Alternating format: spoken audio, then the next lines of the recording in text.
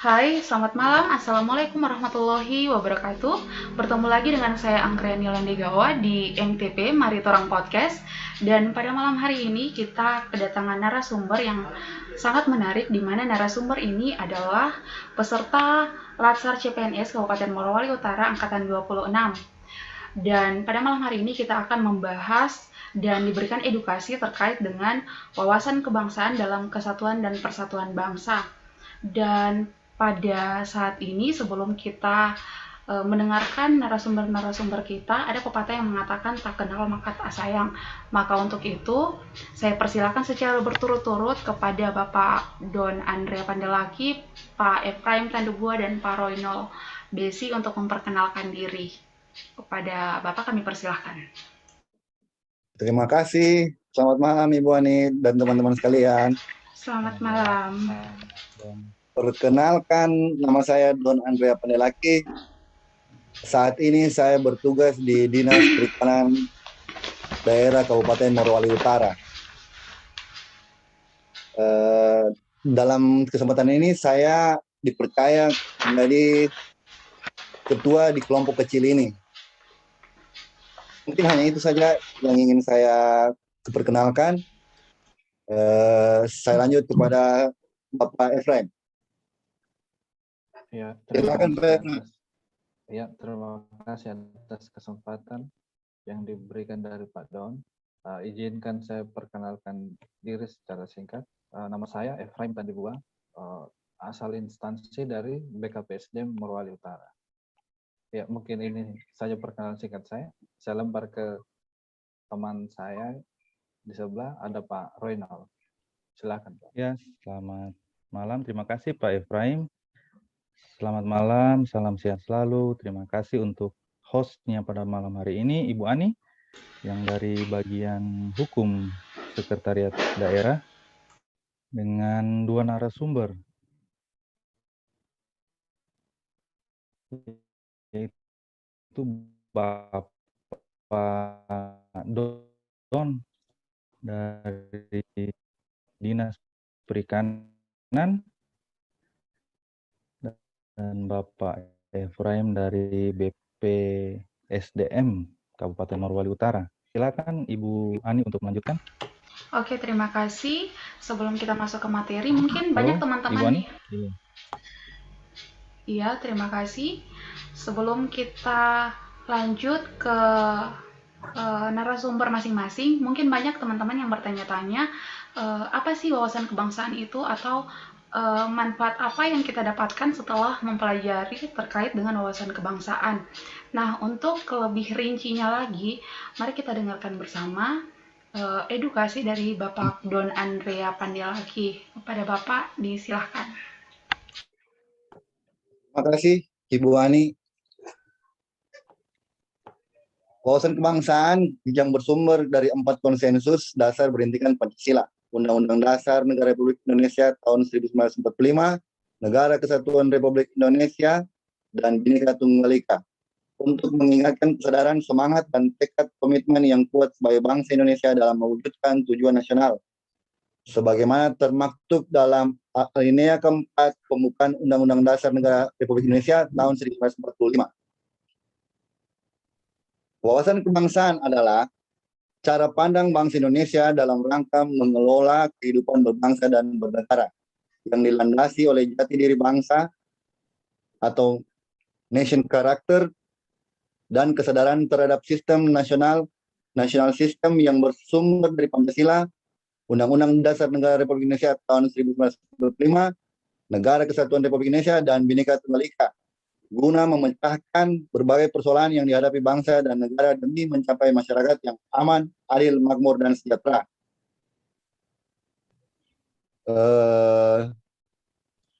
Seperti yang ditegaskan Bung Hatta dalam sidang BPUPKI 1945 yang secara ringkas disebut sebagai himpunan masyarakat yang memiliki keinsyafan sebagai suatu persekutuan yang tersusun menjadi satu karena percaya akan nasib dan tujuan. Sedangkan Bung Karno pada sidang yang sama memperluas pengertian bangsa sebagai himpunan masyarakat bersama-sama tinggal dalam satu wilayah yang merupakan satu kesatuan. Dari tokoh-tokoh tersebut diperoleh pemahaman bahwa bangsa secara esensial ditentukan oleh 4 kriteria penentu, yaitu 1. Kehendak secara sadar untuk bersatu, 2. Memiliki tujuan yang sama, 3. Memiliki latar belakang sejarah yang sama, 4. Wilayah yang sama sebagai suatu kesatuan ruang hidup. Kelahiran Budi Utomo tahun 1908 telah menjadi tonggak yang menumbuhkan semangat perjuangan sekaligus menjadi inspirasi dirinya berbagai organisasi di seluruh pelosok tanah air, baik yang bersifat kedaerahan, politik, serikat pekerja, keagamaan, kewanitaan, maupun kepemudaan. Pada gelombang berikutnya, muncullah sejumlah organisasi seperti Syarikat Islam dan berbagai organisasi lainnya. Hal ini mewarnai awal kebangkitan nasional dan mencapai puncaknya pada tahun 1928 dengan bersatunya untuk mewujudkan suatu gerakan kebangsaan tanggal 28 Oktober 1928. Satu tanah air, satu bangsa, satu bahasa, yaitu bahasa Indonesia. Para pemuda dan pemudi Indonesia bersumpah dan berikrar pada tanggal 28 Oktober 1928 membangun suatu entitas baru yang menyatukan berbagai perbedaan besar di antara mereka, walaupun dalam kondisi lingkungan sosial politik yang tidak mendukung karena masih dalam masa penjajahan. Sejak proklamasi tanggal 17 Agustus 1945 baru dapat diwujudkan kemerdekaan bangsa Indonesia, dan sekarang kita bersyukur telah menikmati hidup sebagai bangsa yang diakui sejajar dengan bangsa-bangsa lain di dunia dalam naungan NKRI. Namun segala yang dapat dinikmati hingga saat ini tidak taken for granted, tetapi harus dicapai dengan lika-liku dinamika perjuangan yang berat. Maka dari itu, untuk menjadi metode pelaksanaan penetapan wawasan kebangsaan, kita harus mempunyai strategi sebagai berikut. Strategi metode pelaksanaan pemantapan wawasan kebangsaan adalah 1. Pendidikan dan pembelajaran, 2. Sosialisasi, 3. Pembudayaan, 4. Pemberdayaan, 5. Kerjasama, 6. Keteladanan. Mungkin dari saya hanya itu. Teman-teman yang lain bisa menambahkan atau melanjutkan. Terima kasih. Baik, terima kasih Pak Don Andrea Pandilaki, yang dimana yang harus kita garis bawahi di situ adalah wawasan kebangsaan itu adalah cara pandang bangsa yang didasari oleh 4 konsensus dasar negara, yakni Pancasila, Undang-Undang Dasar, NKRI, bahkan Bhinneka Tunggal Ika. Dan untuk menjelaskan semuanya itu, kita ke Pak Roynol APBC untuk menjelaskan terkait dengan konsensus dasar negara. Kepada Bapak disilahkan. Ya, terima kasih Ibu Ani. Tadi sudah dijelaskan oleh Pak Don mengenai historis dan berbagai pengertian mengenai wawasan kebangsaan. Maka saya cuma ingin membedah sedikit mengenai apa konsensus dasar itu. Inti dari konsensus dasar berintikan 4 itu. Yang pertama, Pancasila. Kedua, Undang-Undang Dasar 1945, Negara Kesatuan Republik Indonesia. Oke, Pancasila itu meliputi nilai dasar, nilai instrumental, dan nilai pragmatis yang dikandung Pancasila baik sebagai dasar dan ideologi negara, maupun sebagai falsafah pandangan hidup bangsa, yaitu nilai dasar, nilai instrumental, dan nilai praksis, yaitu nilai yang merupakan penjabaran dari nilai dasar dan nilai instrumental yang dilaksanakan dan dipraktekkan dalam kehidupan sehari-hari seperti gotong royong, musyawarah mufakat, toleransi, dan lain-lainnya. Jadi, seperti kita ketahui bahwa pendiri bangsa, tokoh bangsa, pada waktu itu sudah sepakat dengan tujuan bernegara kita dan dasar negara kita, yaitu Pancasila. Hal ini mengandung arti bahwa dasar negara Pancasila harus menjadi landasan dalam penyusunan pasal-pasal dari peraturan perundang-undangan yang mencerminkan konsep, prinsip, dan nilai yang terkandung dalam Pancasila. Jadi pembentukan suatu peraturan daerah, kebetulan saya di sekretariat daerah, khusus membidangi peraturan daerah Perda, setiap pembentukan Perda, dari mulai hierarki peraturan perundang-undangan yang paling di atas Undang-Undang Dasar, TAP MPR, Undang-Undang atau Perpu, PP dan Perpres dan Perda Provinsi dan Perda Kabupaten Kota tidak boleh bertentangan dengan Pancasila, apalagi bertentangan dengan Undang-Undang Dasar Negara Republik Indonesia tahun 1945. Oke, di dalam Undang-Undang Dasar 1945, secara ringkas, di dalam pembukaan mengamanatkan bahwa yang pertama, hak setiap manusia atas kemerdekaan dan bebas dari penindasan. Kedua, tujuan negara adalah melindungi segenap bangsa Indonesia dan seluruh tumpah darah Indonesia dan memajukan kesejahteraan umum, mencerdaskan kehidupan bangsa, dan ikut melaksanakan ketertiban dunia.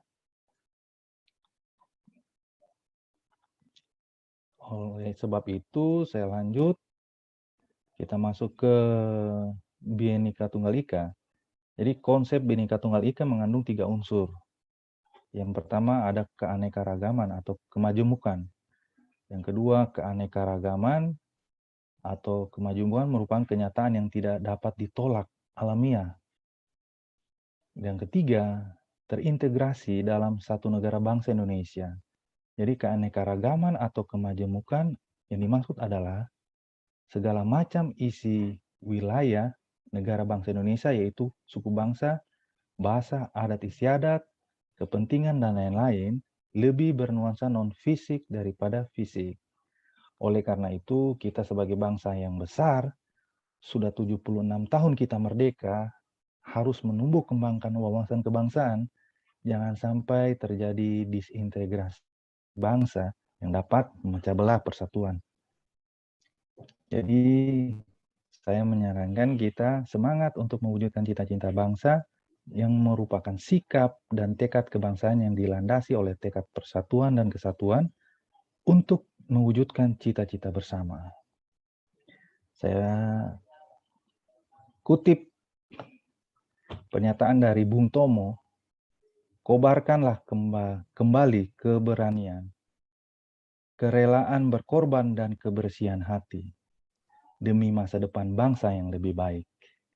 Dan penutup dari saya, beta bangga jadi orang Indonesia, dan beta jauh-jauh dari NTT, mudah-mudahan diizinkan untuk mengabdi di Tanah Mori maupun Sulawesi Tengah pada umumnya. Salam Tepo Asarwa, dan saya kembalikan ke Ibu Ani selaku host. Terima kasih. Iya, terima kasih, luar biasa Pak Roynol Besi. Untuk terkait wawasan kebangsaan sudah dijelaskan, terus 4 konsensus dasar juga sudah dijelaskan. Kita masih kurang penjelasan terkait dengan karakter bangsa. Nah, untuk mengetahui bagaimana karakter bangsa Indonesia, kita akan langsung diedukasi oleh Bapak Efraim Tandibuah. Kepada Bapak disilahkan. Ya, oke. Terima kasih atas kesempatannya.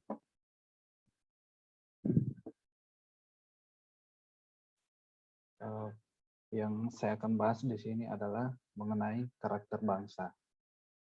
Karakter bangsa adalah karakter dari individu atau pribadi yang menjadi identitas atau jati diri bangsa. Karakter artinya kepribadian, termasuk di dalamnya cara berpikir, nilai-nilai dan watak yang tercermin melalui sikap, perilaku, dan tindakan yang menjadi ciri-ciri bangsa Indonesia dalam kehidupan bermasyarakat, berbangsa, dan bernegara, yang mempedomani 4 konsensus dasar, yaitu Pancasila, Undang-Undang Dasar Negara Republik Indonesia tahun 1945, NKRI, dan Bhinneka Tunggal Ika. Pembangunan karakter bangsa diperlukan karena bertujuan untuk menciptakan masyarakat Indonesia yang tangguh, kompetitif, berakhlak mulia, bermoral, dan beretika berdasarkan nilai-nilai Pancasila yang dicirikan dengan watak dan perilaku manusia Indonesia yang berkepribadian, beriman, berbudi luhur, bergotong royong, berkembang, dinamis, dan berorientasi pada ilmu, pengetahuan, dan teknologi, seni, dan budaya bangsa. Wawasan kebangsaan dan karakter bangsa mempunyai kesamaan dalam membangun jiwa bangsa Indonesia. Sebagaimana frasa lirik lagu Indonesia Raya, yakni, bangunlah jiwanya, bangunlah badannya untuk Indonesia Raya. Karakter bangsa adalah perwujudan nilai praktis Pancasila dalam kehidupan sehari-hari. Wawasan kebangsaan dan karakter bangsa mengandalkan strategi pendekatan melalui pendidikan dan menonjolkan faktor keteladanan sesuai budaya bangsa. Perbedaannya adalah pada upaya-upaya pendekatan dalam proses transformasi kepada seorang atau kelompok masyarakat, di mana pembangunan karakter bangsa lebih menekankan pada pendidikan formal di sekolah, mulai dari tingkat PAUD, TK, sekolah dasar, sampai dengan tingkat sekolah menengah umum, termasuk karakter sopan santun dan budi pekerti untuk memperkuat etika kehidupan berbangsa dan bernegara. Sedangkan pemantapan wawasan kebangsaan, strategi pendidikannya lebih menitik beratkan melalui pendidikan non-formal kepada orang dewasa, khususnya kepada suprastruktur penyelenggara negara, eksekutif, legislatif, dan yudikatif. Infrastruktur di dalamnya ada partai politik, ormas, LSM, dan media massa. Dan substruktur di dalamnya adalah tokoh masyarakat, tokoh agama, tokoh adat, dan pelaku usaha serta masyarakat. Untuk membangun sumber daya manusia SDM yang tangguh, dibutuhkan pendidikan yang ditopang dengan national character building atau pembangunan pendidikan karakter. Harus diakui bahwa semangat euforia reformasi membawa akses buruk yang di kemudian hari baru disadari, diantaranya dengan membubarkan BP7, menghapuskan pendidikan budi pekerti, dan menggantinya menjadi pendidikan Pancasila dan kewarganegaraan, di mana lebih banyak muatan hak asasi manusia dan otonomi daerah. Akibatnya lebih banyak tuntutan akan hak dibandingkan dengan pemenuhan kewajiban. Pendidikan pada dasarnya adalah untuk meningkatkan pengetahuan, keterampilan, dan sikap yang dibentuk dengan karakter yang baik. Kita patut bersyukur dalam kurikulum pendidikan 2013, hal tersebut sudah diperbaiki dengan menegaskan kembali adanya pendidikan karakter yang wajib diimplementasikan dengan baik. Membangun sumber daya manusia SDM yang utuh tidak sekedar maju secara material, namun juga spiritual. Ya, Ibu, mungkin ini saja dari saya. Iya.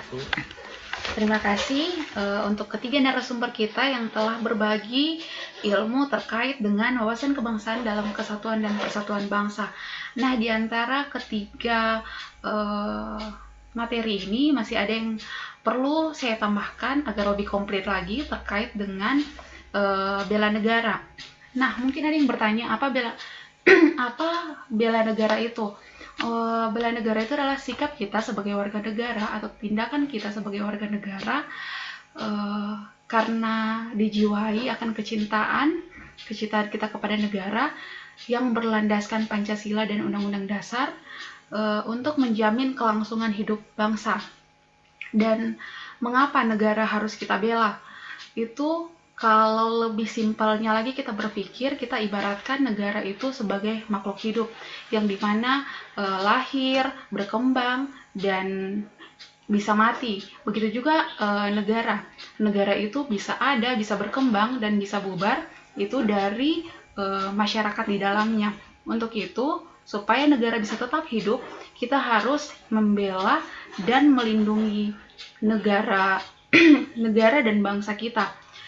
Esensinya begini, bela negara adalah sikap kita, tindakan kita yang terbaik dan berguna bagi bangsa dan negara. Untuk terkait dasar-dasar hukum bela negara, dapat kita search di Google, itu banyak literatur yang mendukung terkait dasar-dasar hukum, nilai-nilai bela negara, dan yang paling penting di mana kita harus mengimplementasikan sikap bela negara itu. Kita harus mengimplementasikan sikap negara itu di segala aspek kehidupan kita, entah di lingkungan keluarga, di lingkungan bertetangga kita, di lingkungan pekerjaan kita, dan semua aspek kehidupan kita. Demikian informasi dan edukasi kami terkait dengan wawasan kebangsaan dalam kesatuan dan persatuan politik. Dan untuk merangkum semua materi yang telah disampaikan dari Pak Don Andrea, Pak Roynol Besi, sama Pak Efraim itu, yang paling penting sebagai warga negara kita harus memiliki pola sikap, pola pikir, pola tindak yang mencerminkan nilai bela negara dan wawasan kebangsaan dalam setiap aspek kehidupan sebagai wujud kecintaan kita kepada tanah air Indonesia. Mari kita menjadi warga Indonesia yang baik, warga Indonesia yang siap untuk membela tanah air Indonesia. Akhir kata, saya Anggreni Landegawa bersama teman-teman narasumber saya. Mohon pamit, mohon maaf jika ada salah-salah kata, dan selamat malam, salam sehat, cerdas, dan sejahtera. Oke, selamat malam. Terima kasih, selamat malam. Terima kasih.